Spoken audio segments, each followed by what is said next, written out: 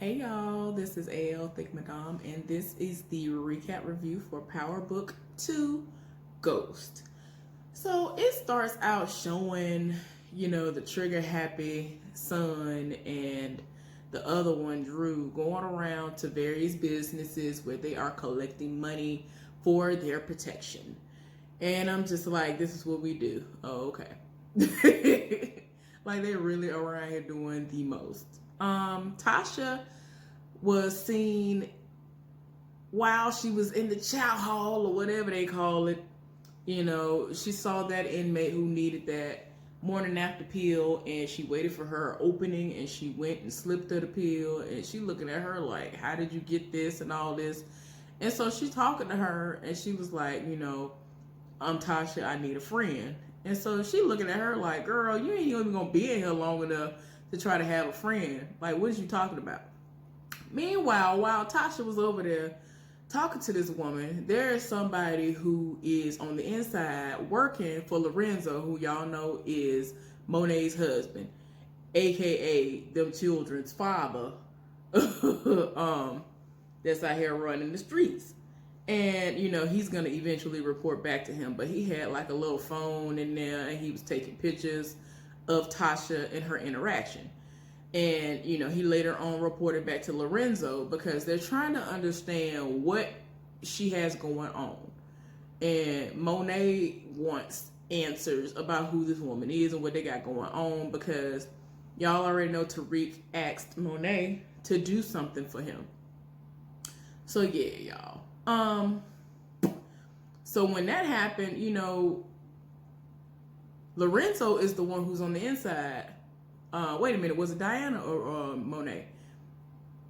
This time, I think it was Diana, which is the girl who Tariq likes.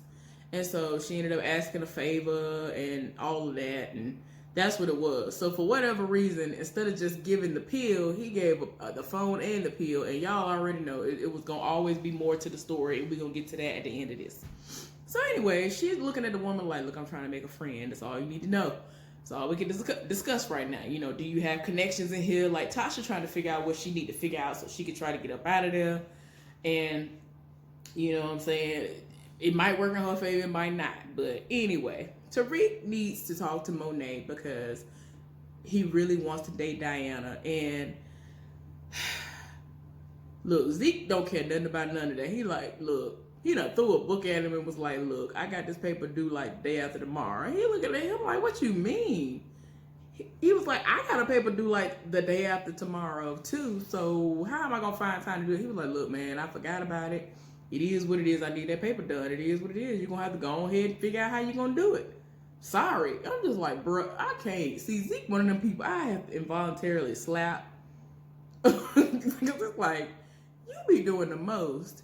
You got this boy killing himself. And I mean, I already know Tariq doing the most. Y'all already know. Most people don't like Tariq after everything that happened in Power. I get it, whatever. But Tariq is smart.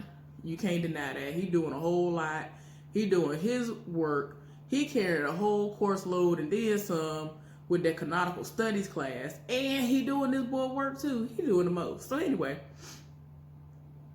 Anyway, he was like, look, I hooked that up, but, I got to go ahead and get this paper done. You got to talk to Monet. I ain't got no pull when it comes to Diana. She has her own lock, so you're going to have to do what you got to do. You're going to have to talk directly to Monet because I ain't got nothing to do with that. So anyway, Tasha had a surprise hearing, or so she thinks, eventually. They end up pulling her, and she tried to figure out what's going on, and the CEO was like, girl, you got a hearing. You got a court case. She was like, what? What do you mean? And, she's really trying to figure it out. They sweep her off to this room where she ends up having her own glam squad. And they were like, look, we got to make you look like you're innocent. So that's where all of this is going to happen. And they put the wig back on her. They put her in a nice suit. They had the makeup looking a certain type of way. She actually did look like a little innocent mother who was just caught up in a situation. And I'm like, okay, y'all do it a lot. So it gets to the point where Davis is walking with her and was like, I didn't know anything about this. And he was like, you weren't supposed to know about it. And then he of course, eventually lets her know that it's a mock trial. And she looking like a mock trial? This ain't gonna help me. This is a waste of my time. I'm like, girl, first of all, how is it a waste of your time? You ain't got nothing but time in prison. Girl, what you got to do that's more important than sitting in there doing that? Because I'd rather do that than to be sitting up in that cell with all them random heifers all around me doing the most. And then everybody thinks your last name is St. Patrick. Like, girl, no. Despite you changing it back to Green, everybody was like, oh, I thought it was St. Patrick. And she was like, yeah, that name is going to apparently follow me for the rest of my life. Like, yeah, girl, get over that. So anyway, Tariq, and I guess his name is Braden. Y'all know the white guy who was in power, who was, everybody, feels like he is Tommy, but younger. Just like they feel like Tariq is Ghost, but younger, and I get it. Anyway, this boy went up into somebody's doctor's office and got poked and prodded and did the most just so he could wait for the right moment for the doctor to leave the room and he could take a couple of pages from the prescription pad.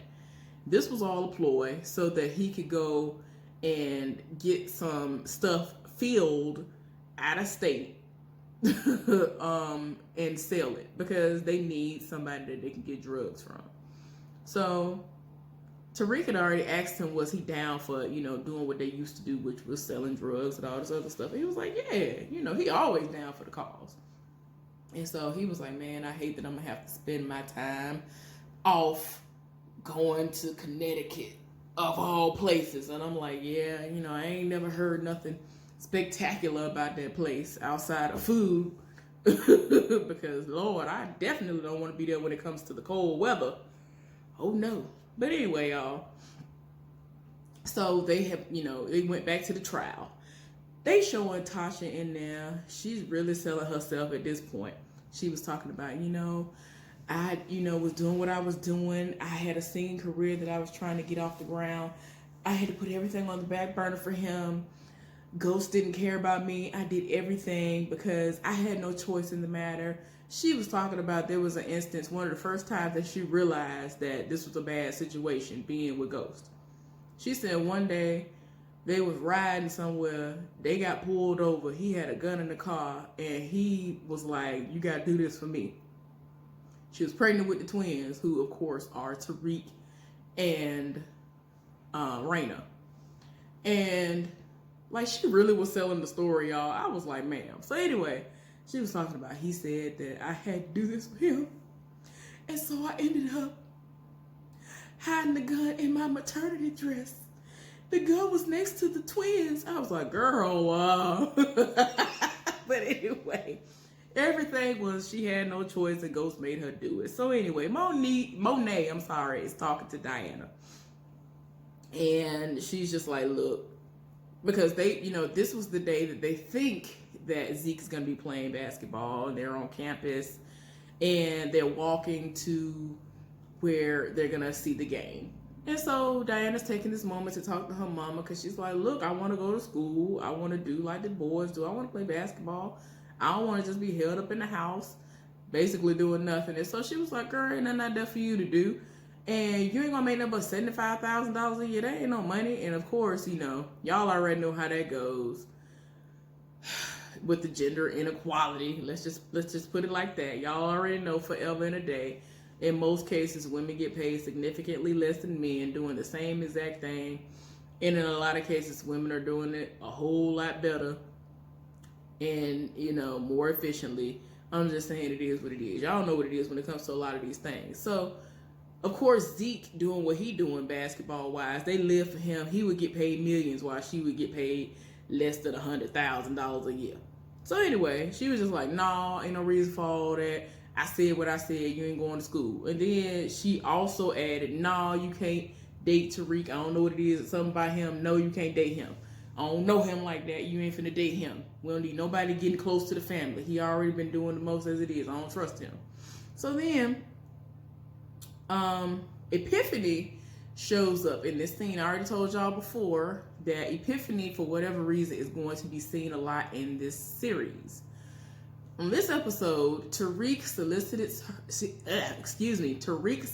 her help because He's trying to hold off this dude who Brayden would have to face if he went to this party.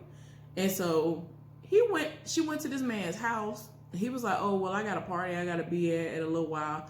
And so she was like, well, that don't matter to me. You know, this dance is paid for.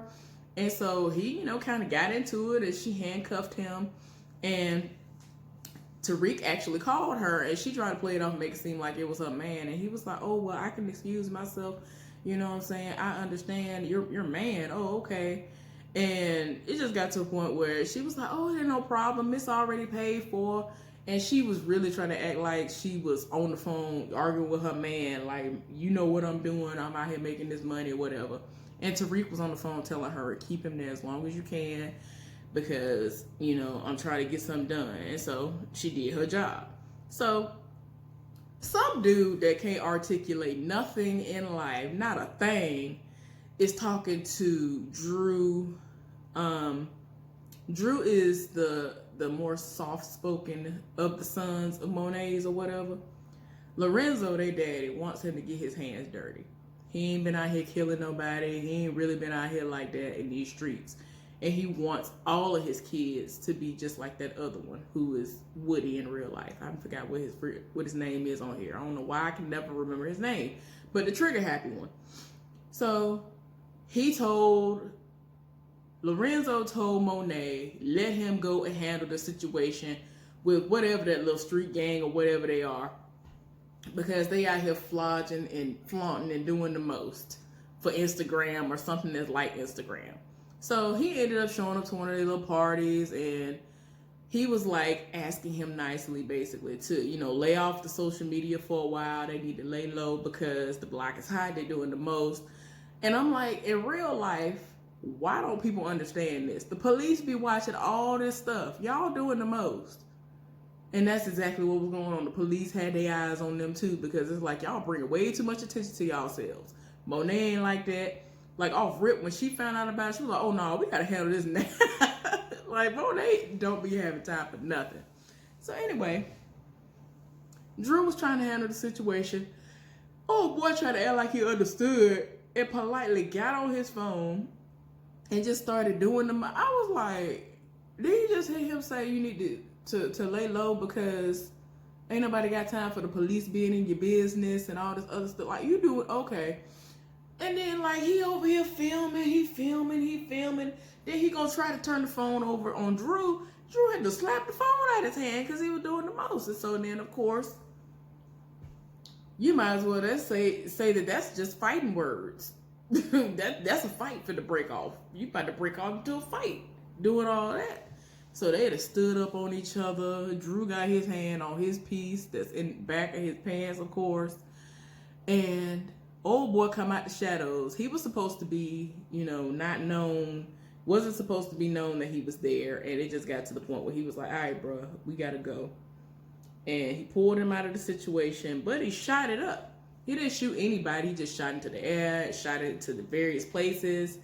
And he was just like, and then they left out. And I'm like, why would you do that? You bring attention to yourself too. But whatever, because you're doing the most. You're a hothead. Of course, police heard it. It was on the police scanners. It had been reported that they heard some shots fired, and they showed up. Them the only two dummies running out. So it's apparent that it's them. So they now are in a foot chase, a foot pursuit, if you will. And luckily, the dude who Monet is screwing was there and saw that it was them, and he already like, oh no. So the other dude that's at the car, of course he don't know the situation. He ain't trying to be a crooked cop. He really trying to get the perps. He's just seeing these as another person who needs to be locked up. The end. And he chased them up, and to get to the point where the brother had to tell Drew, look, you ain't gotta kill him. I'm gonna kill this cop. And they hide behind like this trash can or something, this dumpster. And if it hadn't been for the other man that Monet is screwing, telling him, hey, officer, they went this way. And so he was like, do you want them to get away? And he was like, no, sir.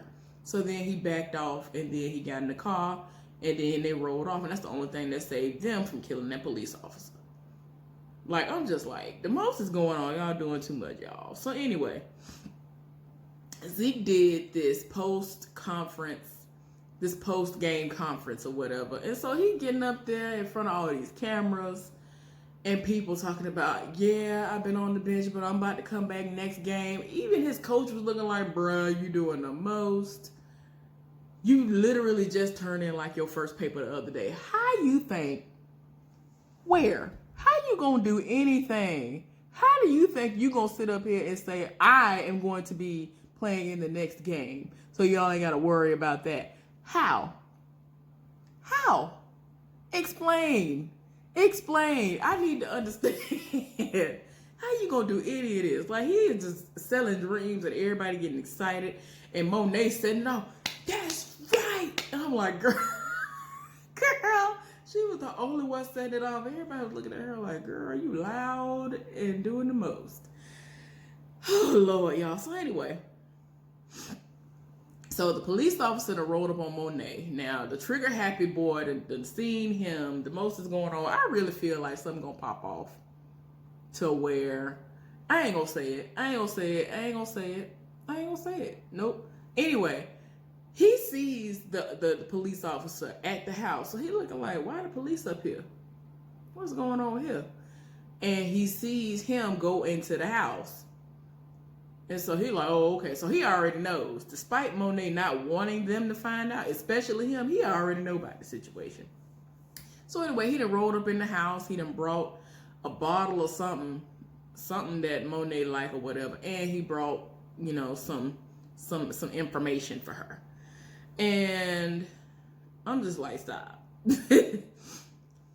I'm like, you late, first of all, because the information that he brought her was information on Frank, which is the uncle, who they already chopped up, killed, and did the most to. And so she was like, you should have brought this to me earlier. What am I going to do with this? Like, you late. It is what it is. And so she kind of mad. And I'm just like, bruh. So anyway, it just got to the point where she is basically seducing him into understanding her needs and wants as far as information is concerned. And I'm just like, okay, cool, whatever. So Tariq made some money, but not enough, because y'all know Davis is a high-powered attorney. He need money. He need a whole lot of it. So despite how successful that party was, especially since that guy was not there, it made a whole lot of money, but not enough for Tasha. So Tasha was brought back to do more stuff with that mock court. Y'all, guess who was there? Tamika. So I already told y'all she was doing exceptionally well, but yeah, when Tamika showed her face, oh, it was a wrap. He was looking like, who better to bring in than somebody who knows your case back to front? Man, when I tell y'all, I was sitting there the whole time like I was Tasha. I was like, ooh, I ain't gonna make it. I'm not gonna make it. I'm really not. Like, Tamika was cross-examining her.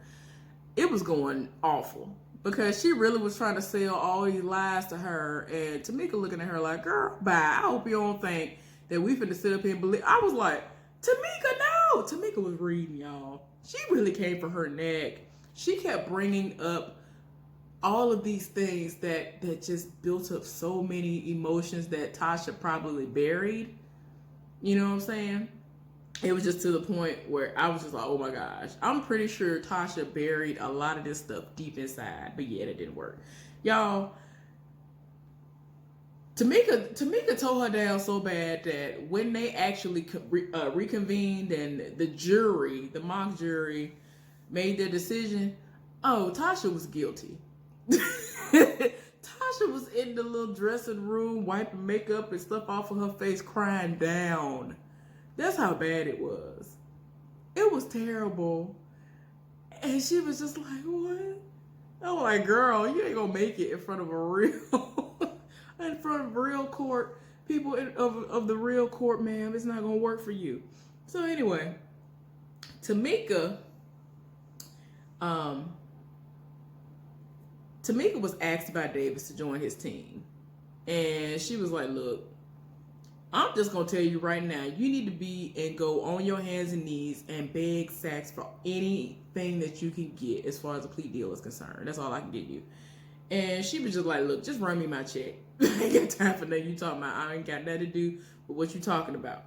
So yeah. Tamika does not want to work with Davis. Monet was baited up with her husband. I was just like, well, excuse me.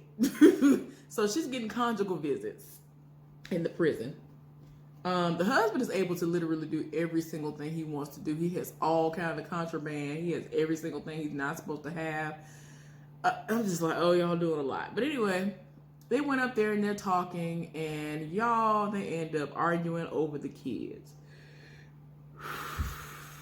I'm just like, Lord, y'all can't just screw and go on about y'all business. No, y'all done screwed, and now y'all arguing about the kids. And he was just like, I said what I said. Drew need to get out there and do what he need to do, because he can't be out there in these streets all nice and soft and whatever. And Diana need to do what she need to do. She can go to school. Ain't nothing wrong with that. So Diana already got the wheels turning her head like, oh, this heifer must have been talking to her daddy. So anyway, Tariq has gotten to class for once in his life. Y'all, he ended up getting a not complete or no credit, whatever NC means. I guess it's no credit. I ain't never had no credit in my life, so I ain't never even seen nobody get a no credit before. But anyway, he in his feelings, and he want to know why he got a no credit on this assignment that he turned in, because he'd actually talked to the dude who, y'all already know, when he had to do his verbal examination in order to get in the canonical studies class, that guy.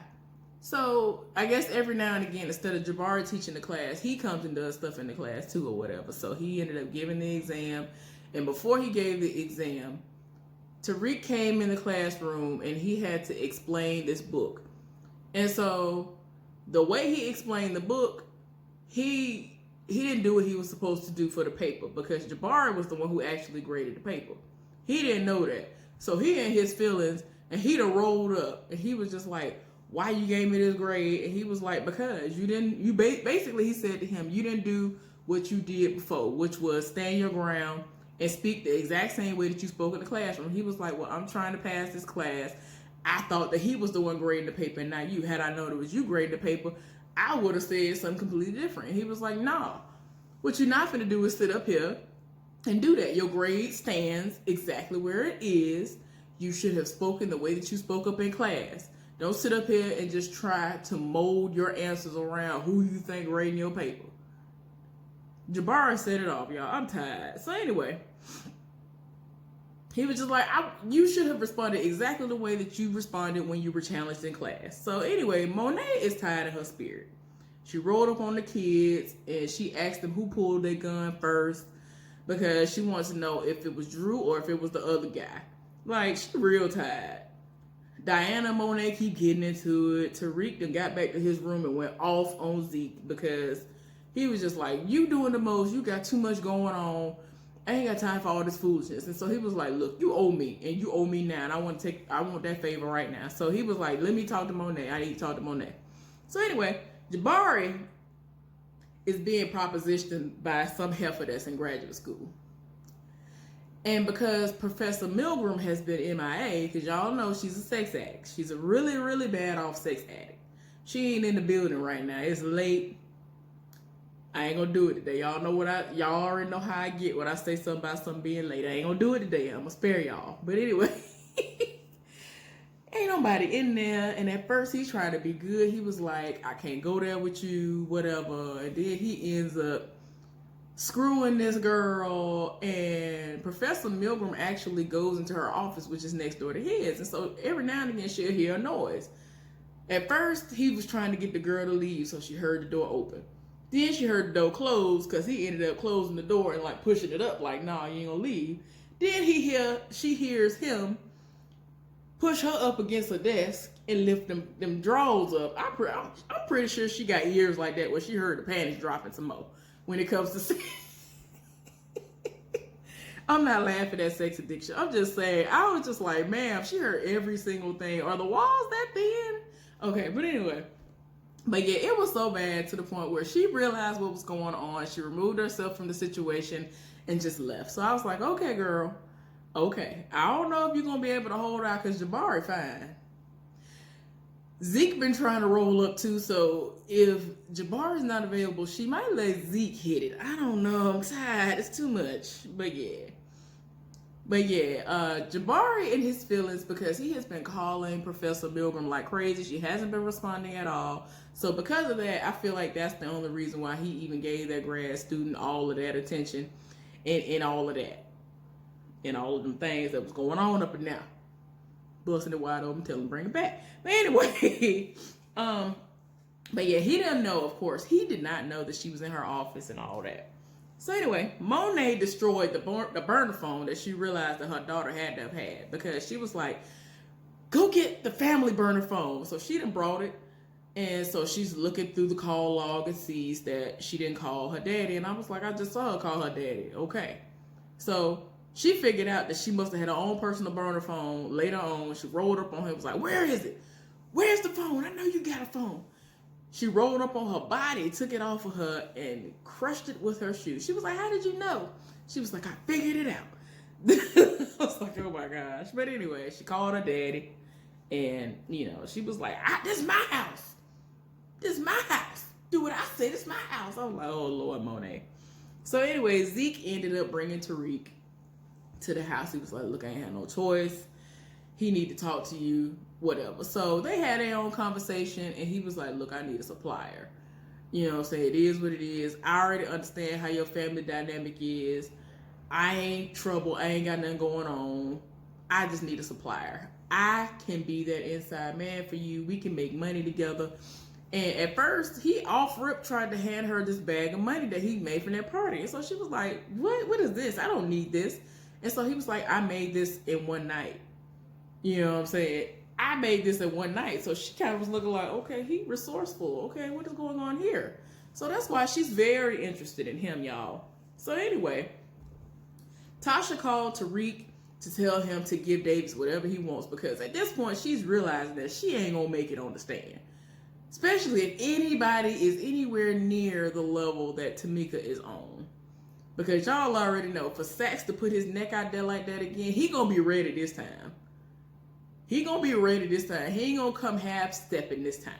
So anyway, so here go Tariq. Y'all already know Tariq is like, really? Here we go. I really gotta do what I gotta do to get my mom out of jail. Because whatever they got going on now with Davis, it ain't working. Gotta do what I gotta do for him to work his magic, y'all.